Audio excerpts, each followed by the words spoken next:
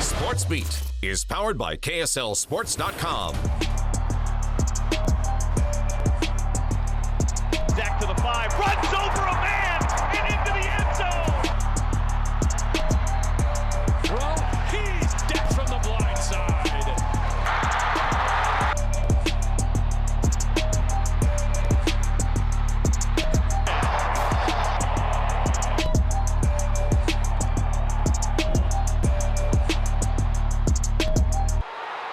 What a weekend, and it was a great weekend for the Utes, Cougars, and Aggies. Jeremiah Jensen, Sam Farnsworth with you for the next half hour. David Nixon and Stevenson Sylvester will join us to break down the Utes and Cougars. Excellent stuff. Well, were you not entertained watching the game last night? BYU in the heart of SEC country taking on the Tennessee Volunteers. The Cougars were getting run over on defense and were sluggish on offense. And then in the final seconds of the game, one pass play suddenly sparked this team, helping them to a double overtime win, a win that won't soon be forgotten. Just now being brought onto the field, and here come your BYU Cougars. I say your Cougars here in Tennessee. The Vols fans, some of them may boo, but the Cougar fans in blue are being heard here in Knoxville. Garantano looks his way, goes middle, intercepted, Cougars pick it up! Kavika Fonua, 30, 25-20, Cougars in business! Snap, Zach, hand off Tyson, speed to the right, 15, 10, 5, he's going in! Oh, yeah. Touchdown, Tyson Williams! Garantano looks that way, throws for the far pylon, and at the goal line, ball knocked down by Austin Lee. Tight trips right, play fake, end around to Palmer, and he did not get there, I don't think. He's not going to get it. He's short, Greg. Short by a half yard at least. 50 yards away from field goal territory. A step up by Wilson. Deep man is open. It's caught by Sutton. Oh, yeah, baby. 40, the 35, go, baby. 25, 20, 50. You got to hustle. You got to hustle. You got to clock it. Stop. The clock 7 seconds. To move the chain. Right as I looked over there, I saw the corner start to let Micah go about 10 to 15 yards down the field. And I just remember thinking to myself, like, what is that dude doing? Why is he just letting him go? The odds were stacked against us. He made a play. I was hoping he scored, but like I say, he got us in great position to get a field goal and send the game into overtime. Snap, hold, kick on its way. Money. It is through for 3. Jake the Mink does it again. 1 second on the clock.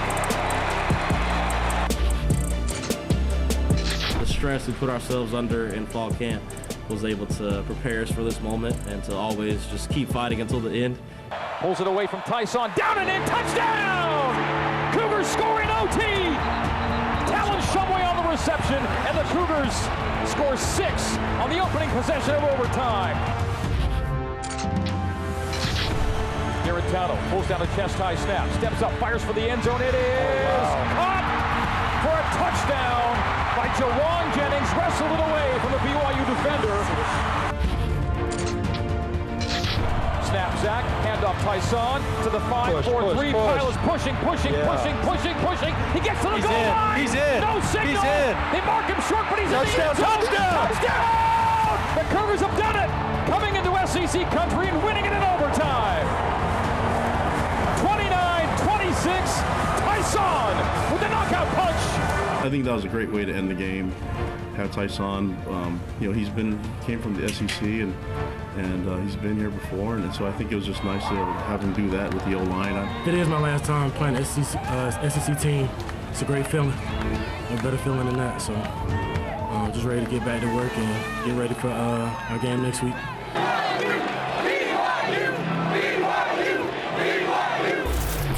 And joining us now are the talented duo of David Nixon and Stevenson Sylvester to talk more about this BYU win against Tennessee on the road. Seemed like for 3.5 quarters, though, BYU had some struggles, but then some key plays really sparked this team.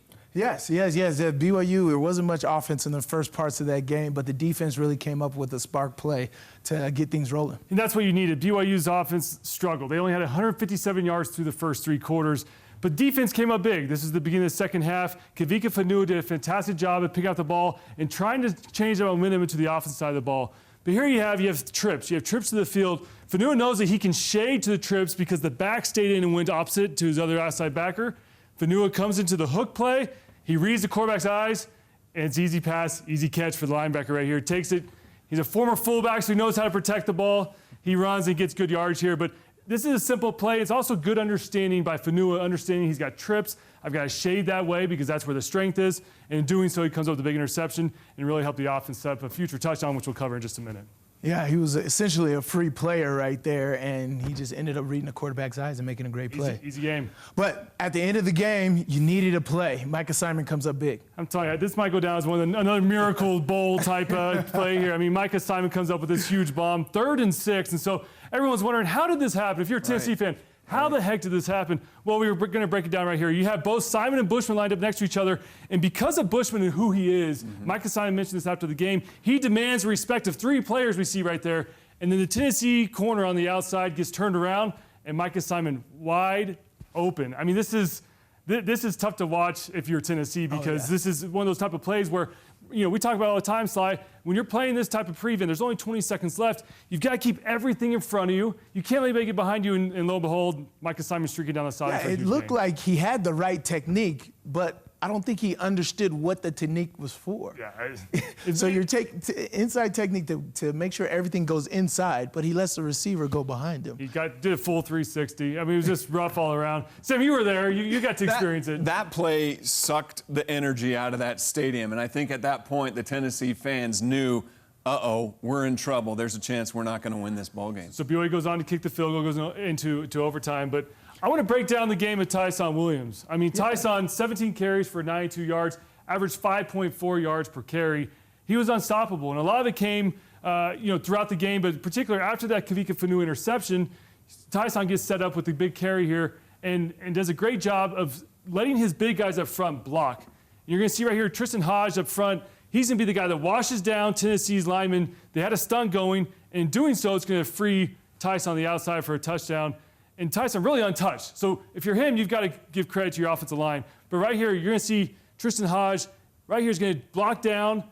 And in doing so, he's going to trip the middle linebacker. Because he blew up his guy so bad, it trips the backer right there. And that split second is what allows Tyson to get to the edge. And then how about Micah Simon? We saw him come up with the big bomb. He's going to come up with it later in the game, but great block on the outside. Tyson prances in the end zone. Yeah, and then deservingly so, give him the winning touchdown. Oh, man, how about this play? This is just easy stuff. Makes contact on the 4-yard line, and what does he do? His big boys come to his aid. There they go, pushing him, chugging along to the end zone. Touchdown, game over. Cougars go home winners. They wanted to see him get the ball more, 17 carries for 92 yards. I think that could be a recipe for success this season. Thanks, guys. We'll hear more from you guys coming up later in the show. Chair? All right. Time now to take a deep dive into the archive. Let's go back to this day 29 years ago when the Cougars took down a team from the South. A team was Miami. It was a much bigger deal than a win over a bad Tennessee team. September 8th, 1990. #1 Miami came to Provo. You know how this plays out, BYU fans. Ty Detmer threw for 406 yards, 3 touchdowns. His Houdini move and throw to Mike Solito for the go-ahead touchdown is one of the great moments in BYU history. The defense did their job too. Irvin Lee stepped up big in the secondary, and BYU upset the defending national champions and #1 team in the country. The catalyst for Ty Detmer's run to the Heisman. Up next, all about the Utes. A look back on the win over Northern Illinois. And Sly and David break down the game film. Why was Zach Moss so unstoppable? The latest top 25 polls are out. The Utes have moved up 2 spots to number 11 in the AP top 25 and 3 spots to number 12 in the coaches poll. This after a 35-17 win over Northern Illinois. After some nervous moments in the first quarter, the Utes dominated like a top 15 team should. Utah fans, good morning and welcome into beautiful Rice-Eccles Stadium on a sun-drenched Saturday morning here. We've got a morning game today and a home opener between the Utes and the NIU Huskies. Bowers. Pressure up the middle. He's engulfed. And welcome to Sack Lake City. The rush from the Utes gets home, a loss of 9. 4-man rush. Bowers will scramble for it. To the 5. airborne and in. Ross Bowers gives the Huskies the early lead. Nice hole on the right side of the line for the Utah Utes. And Moss is just trying to direct traffic down there, telling his receiver which way to block so I can cut the opposite way. To him on the right edge. Damari's got the 5-4-3-2-1. That's a touchdown. Damari Simpkins on the end around goes 13 yards, and Utah's on the board. Utes creeping. Here they come. Bradley Anai comes free on his way to Bowers. If you're going to not block someone, I think you would definitely block Bradley Anai. Play action. Tyler's going to keep this out on the edge. 10, 5, end zone, touchdown. Tyler Huntley on a quarterback keeper. Scampers around the left end for a 16-yard Utah touchdown. Bowers turns, play actions, looking and searching down the field. Bro, he's got a man wide open, caught 50, 45-40, 35-30. That's going to be a touchdown. Spencer Tier, 75 yards. Still need one. Moss has it and more. To the 5. Zach to the 5. Runs over a man and into the end zone. The Huskies have been lost. A 16-yard touchdown run for Zach Moss. We were more, looking more pissed off attitude. They came out, they scored on us on our first home game here at our own stadium, and we were ticked off to do something, to come out and play harder as a defense. Huntley brings Dixon across the formation, turns and gives it to Moss. Zach, 5, 4, 3, 2-1 touchdown. Moss from 5 away. Tyrese Ritchie, that short motion man, as Bowers wants to throw. He's decked from the blind side. Bradley Anai turns the corner in a hurry. Bowers rolling, throwing, intercepted. Picked off at the 28. Julian Blackman. 2 play fakes from Huntley to the end zone. He got it. Jalen Dixon goes airborne.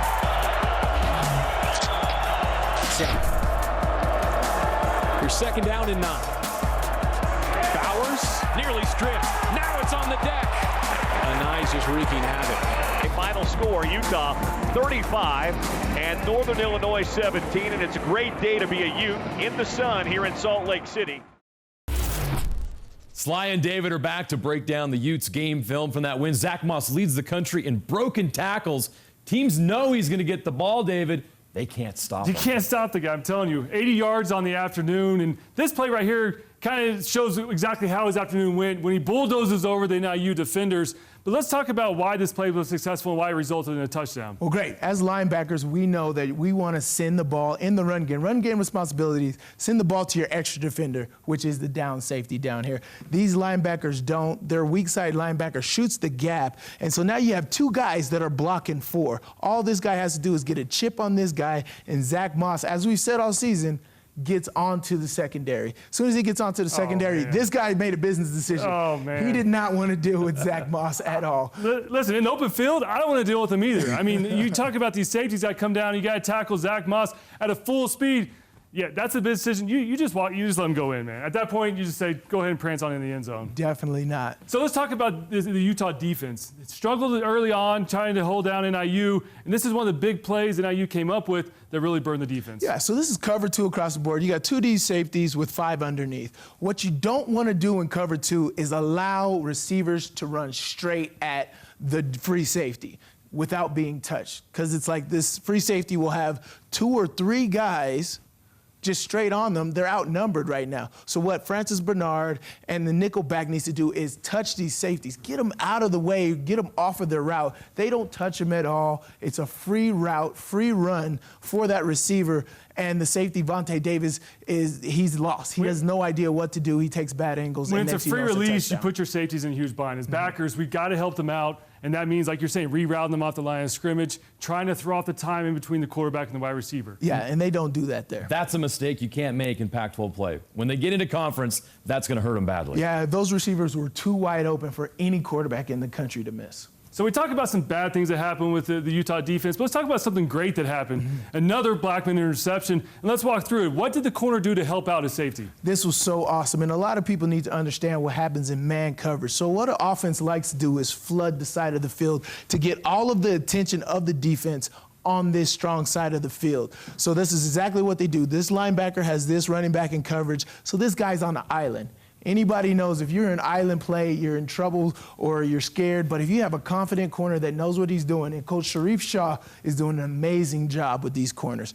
Josh Nurse does a great job with his initial alignment. So the receiver takes his initial alignment, and knowing that I'm on the island, where's my help?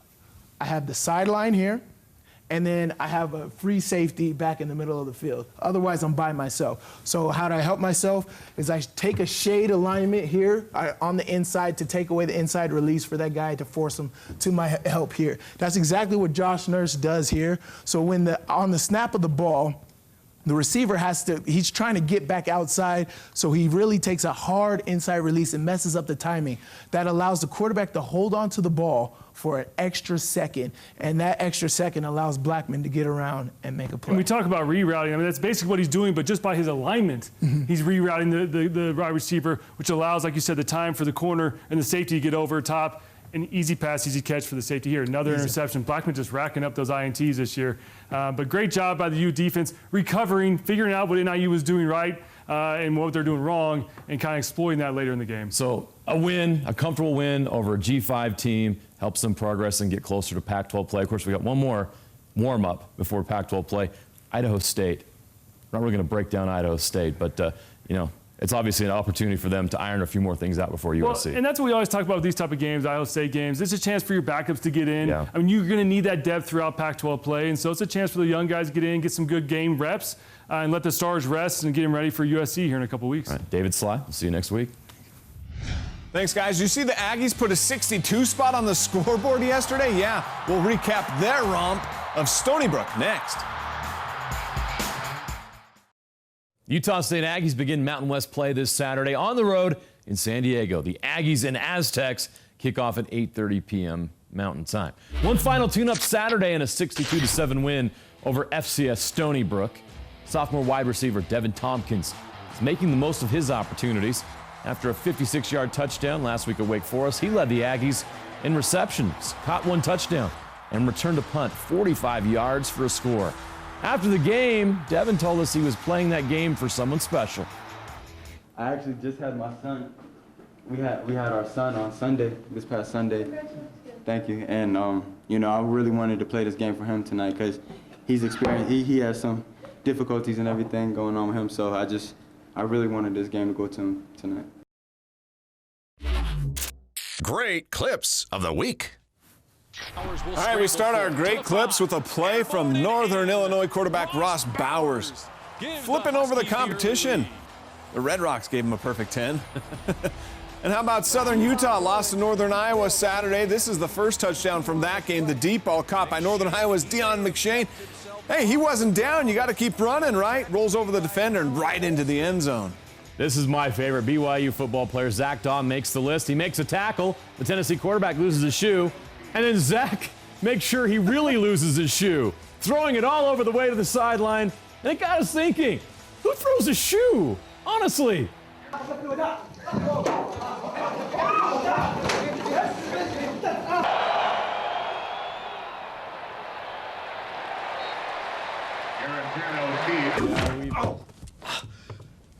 That really hurt. I'm gonna have a lump there, you idiot. Who throws a shoe? Honestly. So, Zach Daw does. I think Zach Daw's #1 right now. So leads the league. Good night, everyone.